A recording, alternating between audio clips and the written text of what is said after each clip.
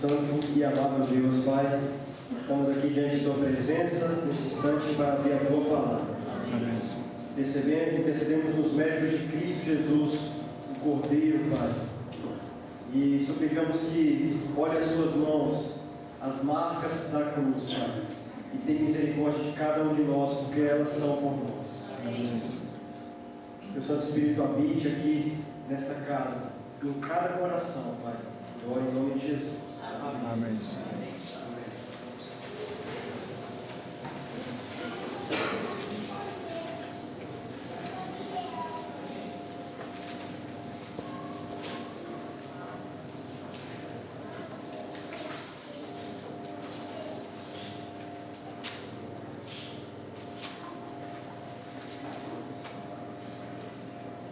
Desculpe interromper, senhor. Você parece agitado, Jesus. Porque tem 4 inimigos das forças especiais da minha sala. É o que você pensa. Mas dizem que são a guarda presidencial e tem ordens assinadas pelo senhor. Ah, sim. Ora, esses homens foram treinados pelos britânicos, têm muita experiência. Protegiam rebeldes. Sim, senhor, mas isso não quer dizer que... Você pediu mais homens, não foi? Sim, senhor, eu pedi, Quando mas... as pessoas me veem em público, elas veem minha guarda. Vocês me representam pessoalmente. A nação do arco-íris começa aqui. A reconciliação começa aqui. Reconciliação, senhor. Sim, reconciliação, juiz. Camarada presidente, há pouco tempo esses caras tentavam nos matar. De repente até aqui na minha sala tentaram matar e às vezes conseguiram. Eu sei. O perdão começa aqui também. O perdão liberta a alma. Ele afugenta o medo. Por isso, é uma arma tão poderosa. Por favor, Jesus. Tente. Desculpe, interrogar, senhor.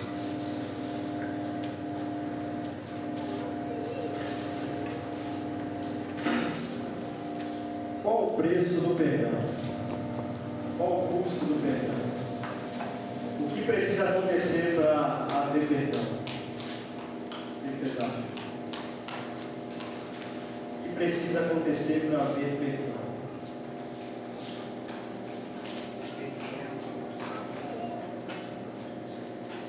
E aí, o que mais? O que precisa acontecer para haver perdão?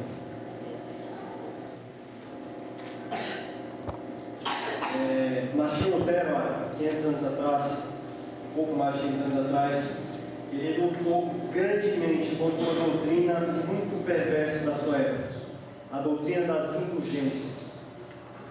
Por meio das indulgências, a igreja, na época, vendia perdão de pecados passados, presentes e futuros, seja por dinheiro ou por algumas obras de caridade que a pessoa fazia, e assim ela poderia ser purificada dos seus pecados.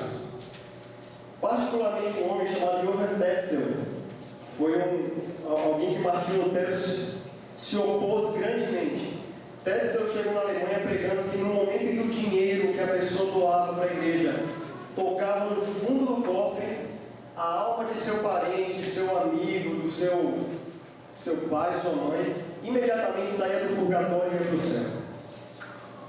Ele também pregava que, dependendo da quantia de dinheiro que você desse, até os pecados que você fosse cometer no futuro já estariam perdoados.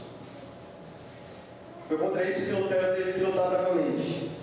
E aquelas 95 teses que ele pregou, por mais que a gente chame de teses da justificação pela fé, na verdade Lutero pregou aquilo ali para contrapor ele, Tetzel. Lutero arduamente brigou contra as indulgências. Lutero não conseguia aceitar que Deus, o Deus da Bíblia, ele seria manipulado por dinheiro ou por obras de caridade. Ele não conseguia aceitar isso.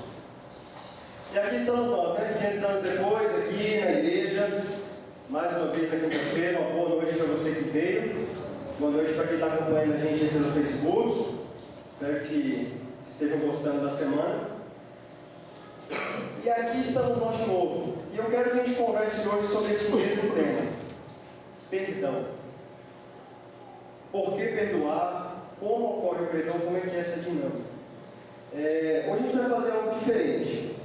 Antes eu só queria aproveitar aqui um momento. Eu sei de algumas igrejas, alguns grupos de jovens ao redor do Brasil, que durante essa semana eles têm se dedicado a estudar capítulos desses 2 livros que eu vou apresentar para vocês.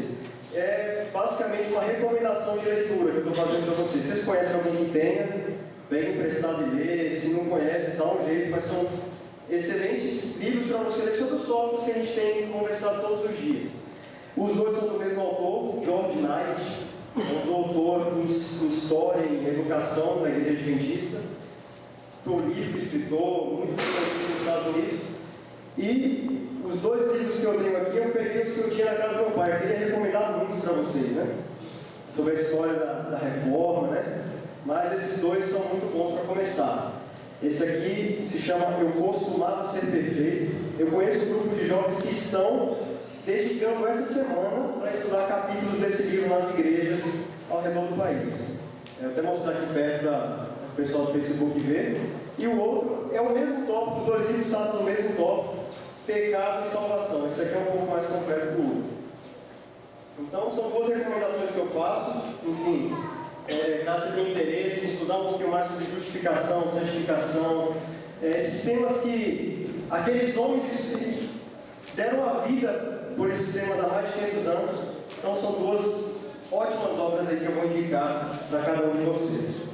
Hoje eu queria ler 2 textos com vocês, só que eu quero fazer de um jeito diferente.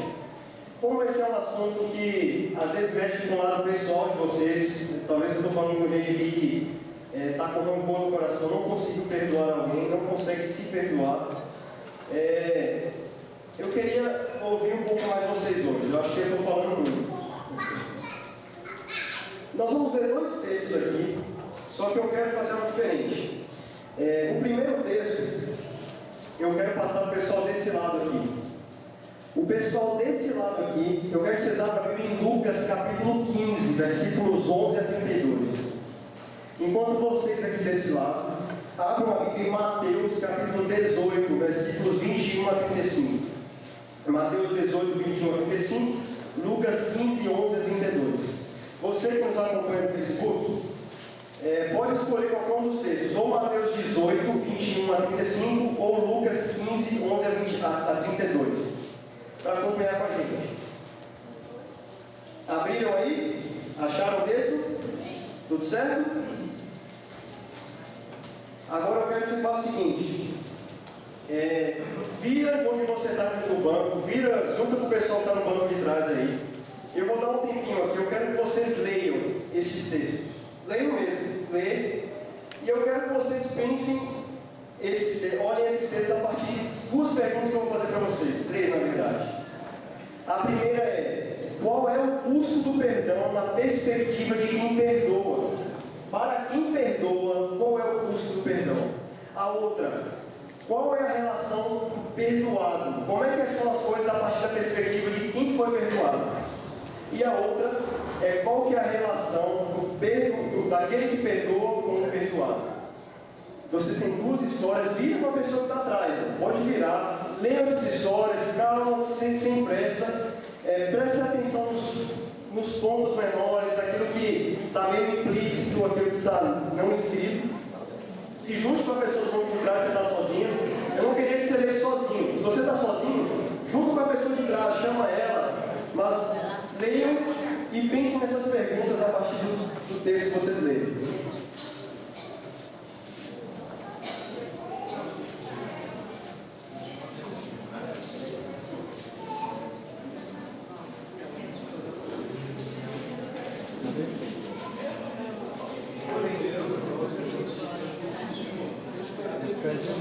Fiquem tranquilos, não se preocupem não.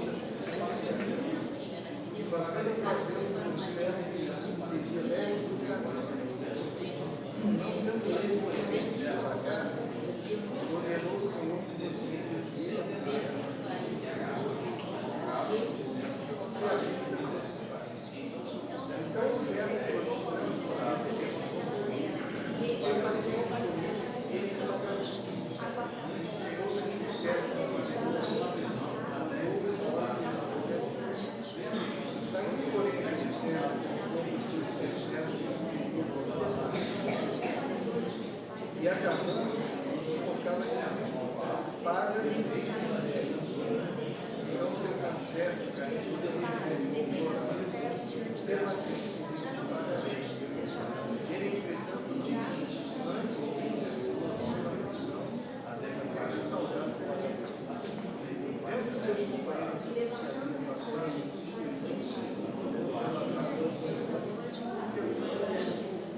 então seu Senhor certo entende aquela lista toda não deixe as coisas padecer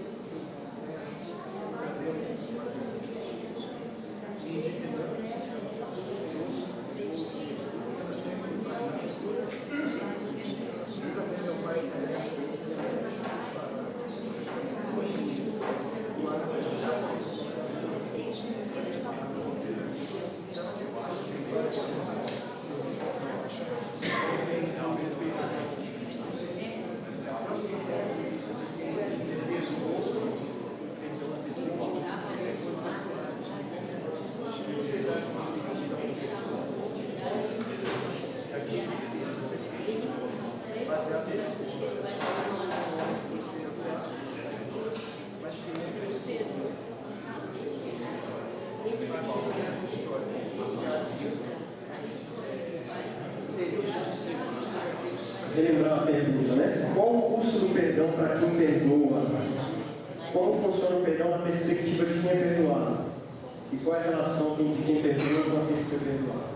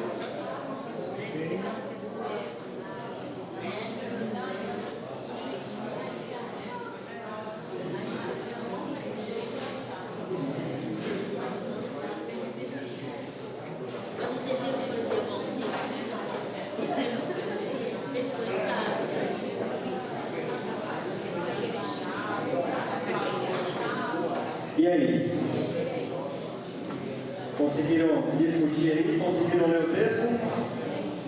Sim? Bom.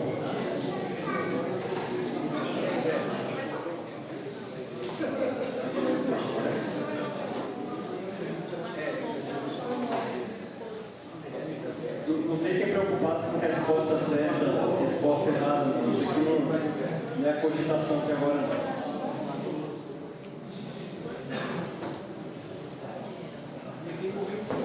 Bom, e aí?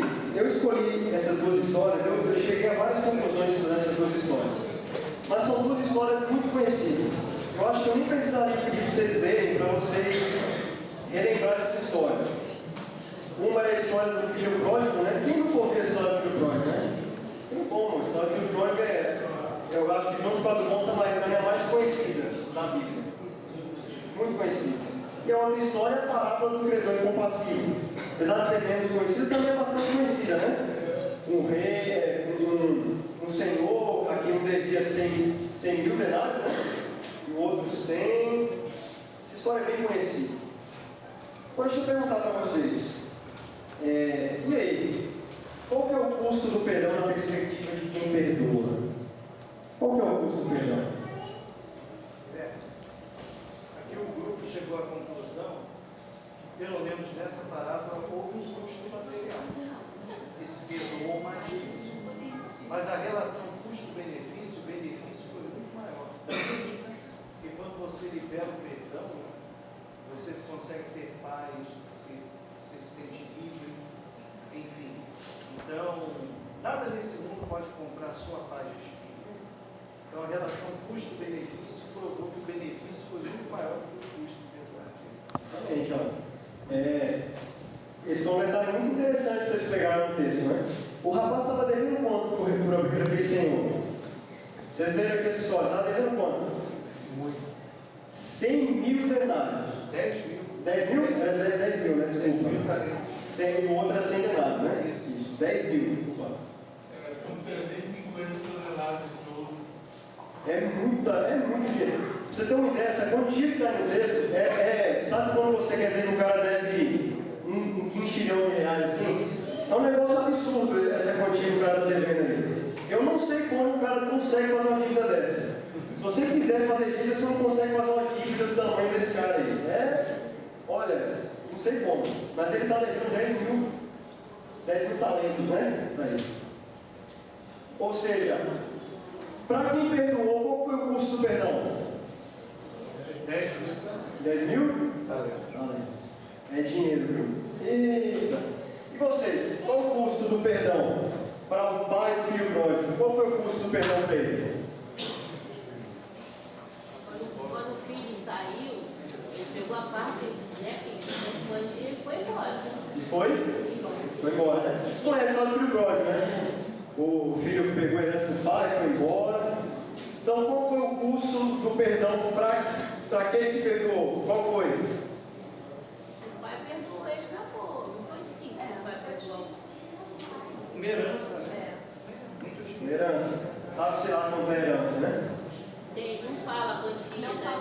Não fala quantia, né? Isso é verdade. Mas Não essa é fala uma quantia quantia. muito grande. Mas eu Então, aquela mais pergunta da volta de casa, assim, com bem da terra. É o que eu vou falar. Pode falar. Filho, eu creio que o maior benefício do perdão é a libertação.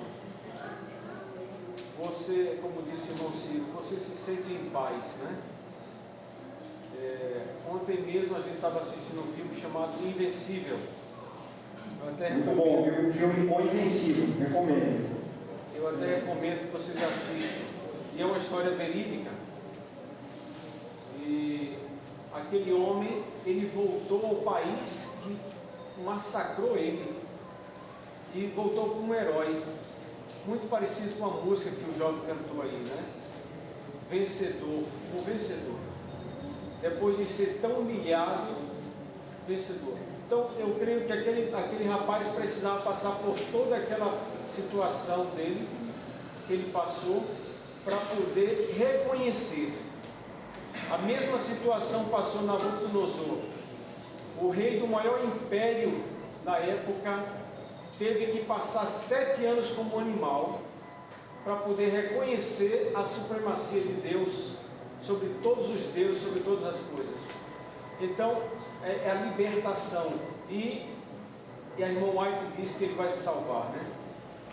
Na Bíblia nos outros.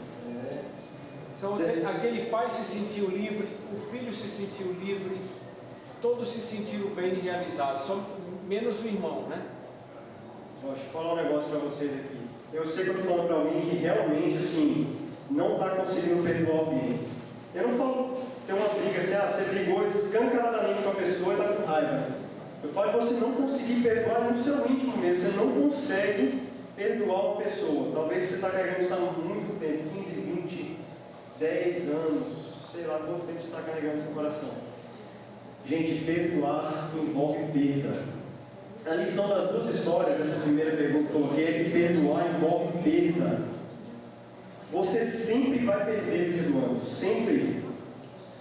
Você precisa abrir mão de alguma coisa no perdão. Para Deus, perdoar a gente custa alguma coisa? Sim ou não? Sim. Custa. Sim.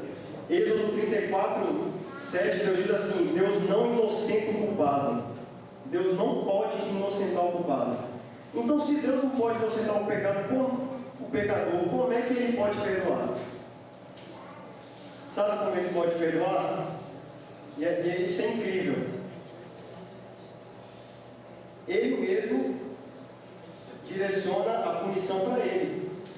A história da cruz é Deus direcionando a punição para Ele mesmo. Ele se colocando como culpado para te perdoar. E o que se envolveu para isso acontecer? Deus teve que perder o quê? Meu filho. Deus teve que perder o filho. Perdoar sempre envolve perder. Então, essa é a primeira lição. É muito difícil perdoar, porque, sabe, é difícil a gente sentir essa... A gente sente que, no fundo, a pessoa deve algo a você, a pessoa tem que pagar algo para você perdoar. Mas, gente, não é assim que funciona o perdão. Ninguém pode pagar para você perdoar. Se alguém paga para você perdoar, você nunca perdoou alguém. Perdoar sempre envolve perder. Essa é a primeira lição que a gente tira do perdão de Deus. Para Deus me perdoar, Deus teve que perder. Deus saiu perdendo nessa história. Ele perdeu o filho para poder perdoar você. Tem outras perguntas, né? Qual foi a outra pergunta que eu na perspectiva de quem é perdoado? Como é que o perdão se apresenta na perspectiva daquele que é perdoado nessas duas histórias? Alguém aqui quer comentar alguma coisa? O que achou? Não precisa ser uma resposta certa ou errada. Eu acho que a discussão é o que realmente é importante nessas horas. Alguém do Facebook aí colocou alguma coisa? Tem gente acompanhando aí. Pode colocar. Alguém do Facebook pode colocar aí alguma. O credor aqui da nossa história, ele não valorizou o perdão que recebeu, porque ele não soube passar à frente o perdão a alguém que devia também. Então, devemos reconhecer, né? Muito que somos perdoados para podermos estender o perdão também. Isso é interessante. Alguém mais? Não? Então tá tímido. Você disse que vocês leram o texto, eu imagino que vocês chegaram a várias conclusões aí. Mas é interessante isso, porque a primeira... Vocês perceberam que o rei não coloca nenhuma condição? O rei colocou alguma condição para perdoar ele? Não, né? Ele perdoou. O rei perdoou ele. O credor, ele pediu para o rei perdoar a dívida dele, sim ou não? Pediu? Tem certeza? O que o credor pediu? Ele pediu? Tempo. Para fazer o quê? Para juntar dinheiro e pagar. Não pediu perdão. Ele pediu tempo. E aqui? O que vocês chegaram à conclusão da perspectiva do perdão? O perdão na perspectiva de quem é perdoado? Acho que o filho reconheceu que o verdadeiro verdadeiro amor que o pai tinha por ele. Depois o filho foi perdoado pelo pai. O pai não pediu nada, troca, só simplesmente perdoou. E ao contrário deles lá, que ele foi ingrato, depois, né? Ele se sentiu grato. Sentiu grato, né? Ao receber o perdão. Atitude de gratidão. De reconhecimento de que ele não merecia aquilo. Alguém mais tem? Isso é vontade. Ele não se sentia mais merecedor porque ele queria ser servo do pai. Tão arrependido que ele estava. Ele não se achava mais digno de estar ali. Ou seja, ele reconheceu que qualquer perdão que houvesse não ia ser com base no que ele fez, certo? Ia ser com base na misericórdia do Pai. Quem ia perder nessa história ia ser o Pai. Tem um texto aqui, eu achei muito interessante isso aqui. É o de professor da Unicamp. Ele tem vídeos dele bem famosos na internet, é o Leandro Carnal. Ele diz assim, ó: a dureza moral nasce do orgulho. Quando não perdoo, estou dizendo que, em primeiro lugar, minha ofensa é mais importante que tudo. Ao me ofender, ao me agredir, ao me trair, você atingiu o meu eu. Há uma imensa vaidade moral nisso. Eu sempre fui fiel, nunca traí, logo não sou capaz de perdoar sua traição. Em síntese, ao não perdoar sua falta, exerço a minha. Há uma exaltação da minha virtude ao condenar a sua falta. Sabe por que nessa dinâmica do perdoar, de quem recebeu perdão, é tão difícil para a gente perdoar? Porque a gente não consegue reconhecer que toda a humanidade é vista por Deus como um laço de união inquebrável. Para Deus não existe essa separação. Sabe aqueles mandamentos que a gente fala, os quatro primeiros com relação a Deus e os outros com relação ao próximo? Acontece que no texto não está desse jeito. Não existe essa divisão. O que você faz com o próximo não é separado do que você faz com Deus. Tão importante quanto você não tomar o nome de Deus em vão é você honrar seu pai e sua mãe, é você não adulterar, não matar. Tiago mostra isso claramente, né? Na relação humana. Se você transgrediu um mandamento, você transgrediu todos. Não existe isso. Vocês são todos uma fraternidade. Vocês são todos uma fraternidade. Se alguém disser, 1 João 4,20, se alguém disser, amo a Deus e odiar seu irmão, é mentiroso. Pois aquele que não ama seu irmão a quem vê, não pode amar a Deus a quem não vê. A dívida que o rei perdoa, vocês leram a história do Senhor. A mensagem que o rei, aquele servo, Jesus queria passar ao dizer que o rei falou, eu perdoei a sua dívida, era para você perdoar ele também.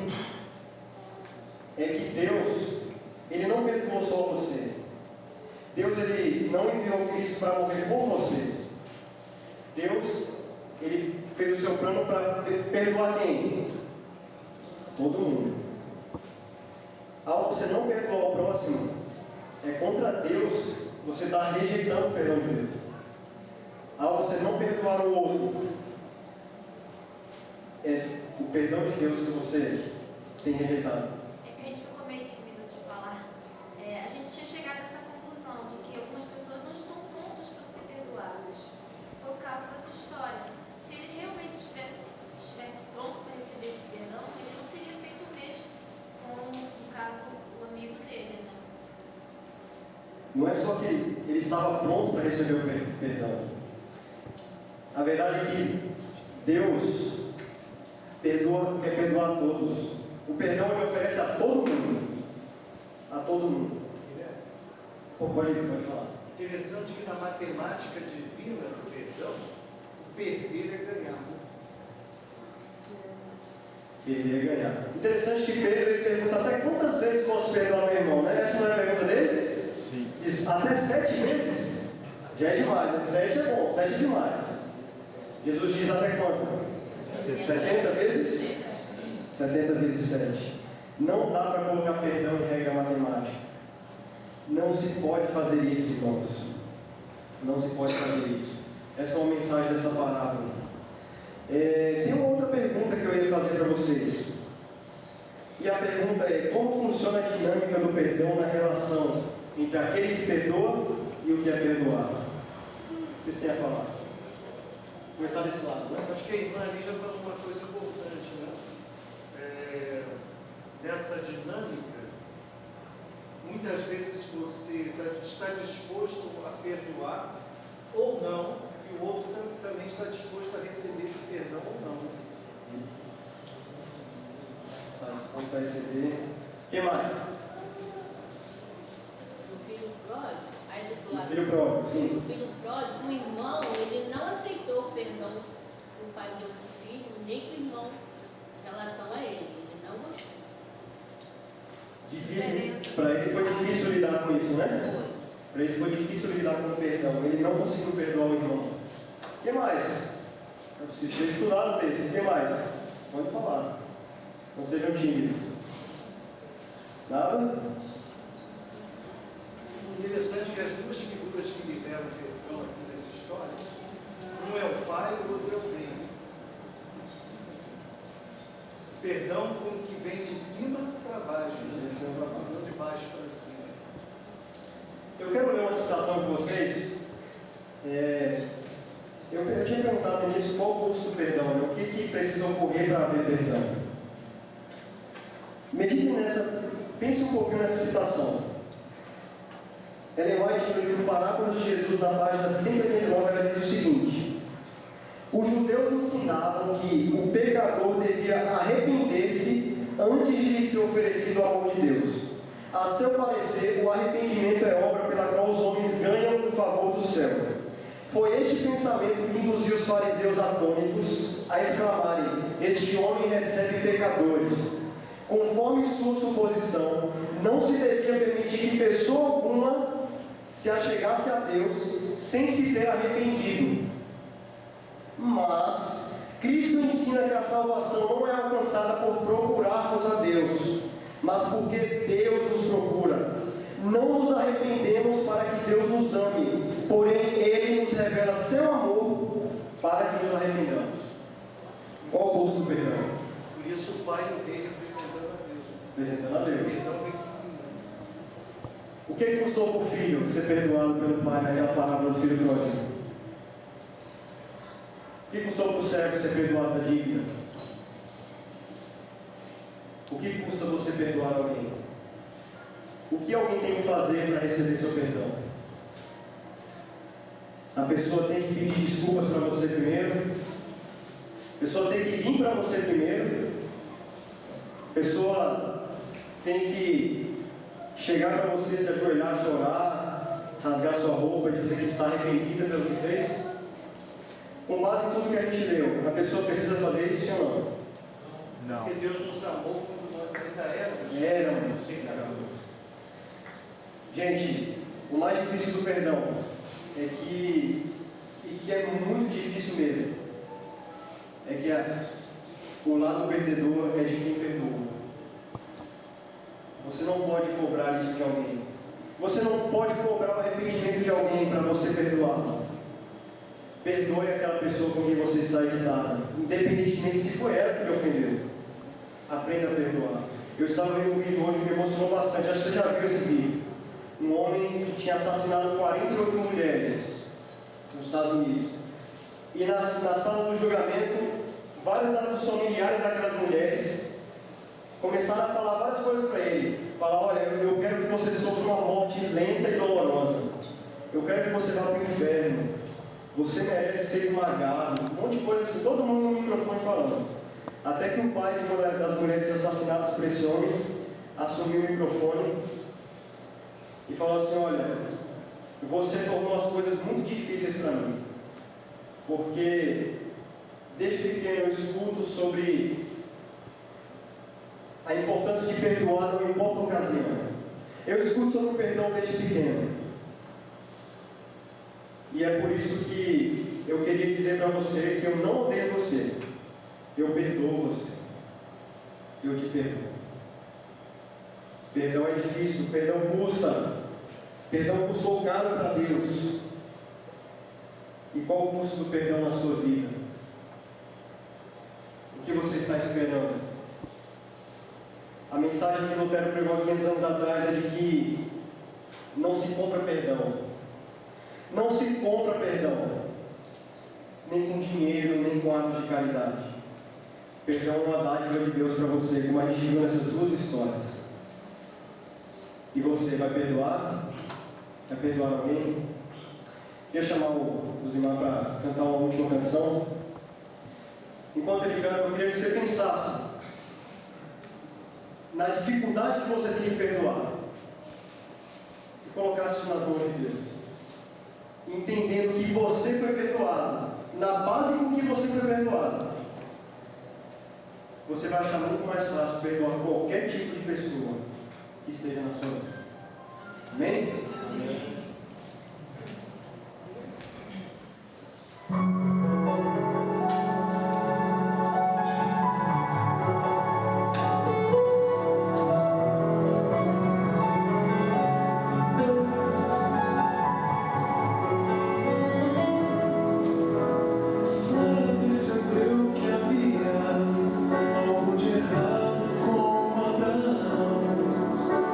Seu olhar de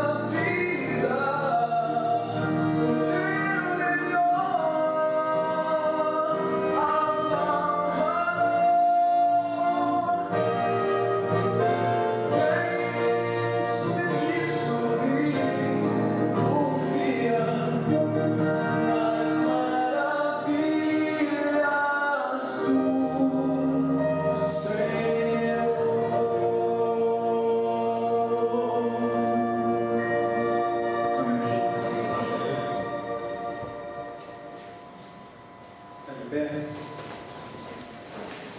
Perca essa batalha contra o seu eu. Abra mão do direito de vingança, se quer que temos esse direito.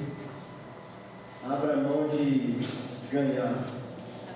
E assim como Cristo, como Deus entregou, perdeu na cruz para ganhar você, perca-se também. Perca pelo seu irmão, por quem Cristo morreu. E perca. Vamos orar? Querido Deus, Pai, exaltado seja o teu nome. Muito obrigado, Pai, pelo aprendizado de hoje. Que essas duas histórias que estudamos hoje não saiam de nossa cabeça. Histórias simples, conhecidas, mas que deveríamos ensinar todo dia, Pai. Quão grande é o teu amor, quão grande é a tua misericórdia, Pai. E que isso nos motive a amar, a perdoar ao nosso irmão. Amém. Nos despede, Pai, dos nossos lares. Eu oro desde já no nome de Cristo Jesus, aquele que vive e reina para sempre. Amém.